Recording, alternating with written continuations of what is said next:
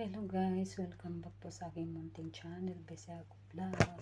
For today's videos guys, share ko na rin sa inyo guys. May isa pa rin akong sakit guys, yung kidney guys. Alam mo guys, na-trigger tong kidney ko guys kasi ano guys, yung hindi ako nakapag ihi ng 5 oras guys kasi nagpunta kami ng ano guys, yung nagpunta kami ng ang tawag doon sa park guys, ang napunta namin park guys, walang public toilet.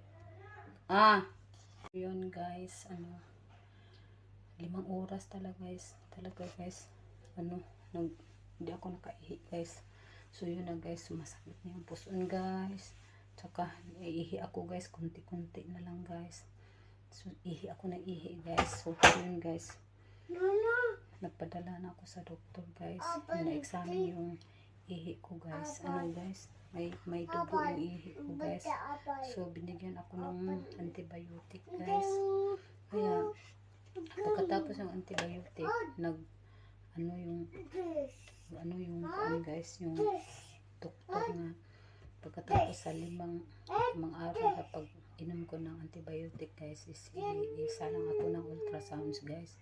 Pag mag-ultrasounds pala kayo guys, yung iinom ka ng tubig, maraming tubig, tapos guys, 1 oras bago ka isa lang sa ultrasound, hindi ka iihi. Grabe guys, ang sakit talaga ng puso ko guys. Guys, yung may bato sa panto pala guys, ihi ka ng ihi, tapos sakit talaga guys, iihi. Grabe talaga. Yun, siguro na trigger yung kidney ko guys kasi 5 oras, biyar mo 5 oras, hindi ka nakaihi.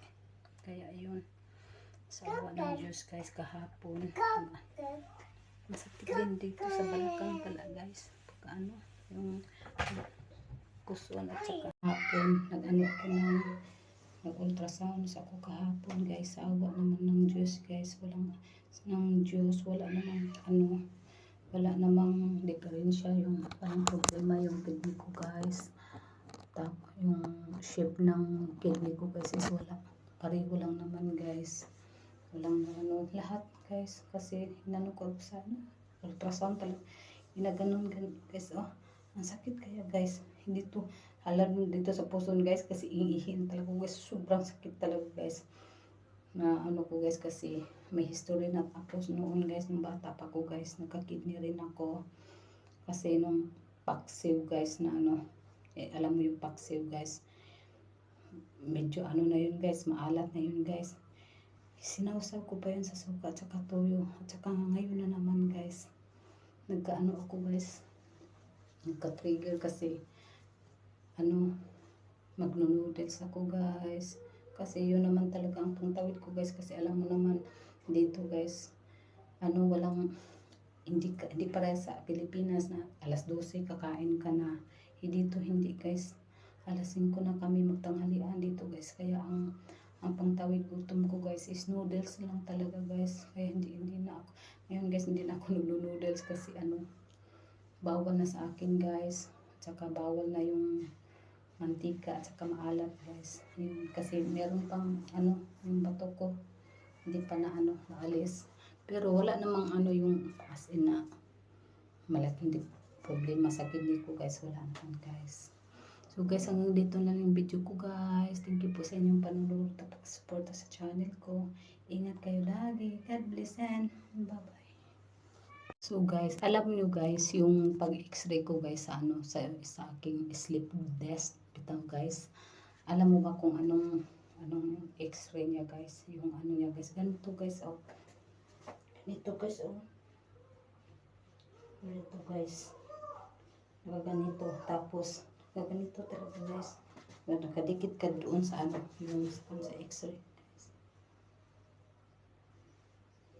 Yan, nakaganon guys.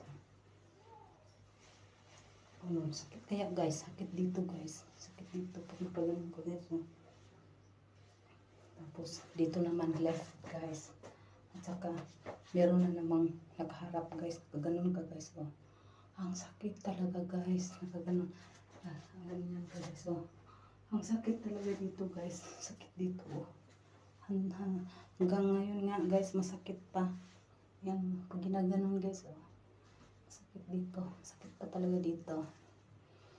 Dati guys, yung pag nag-CR ako guys, hindi hindi makaganyan kasi sakit talaga guys. Namamanhid. Saka alam mo guys, kasi kakarga-karga ko pa yung alaga ko kasi tatulugin ko guys. Sakit talaga dito guys. Naku, pagka ganyan guys, huwag nyo nang baliwalain talaga guys. Baka meron kayong ganito.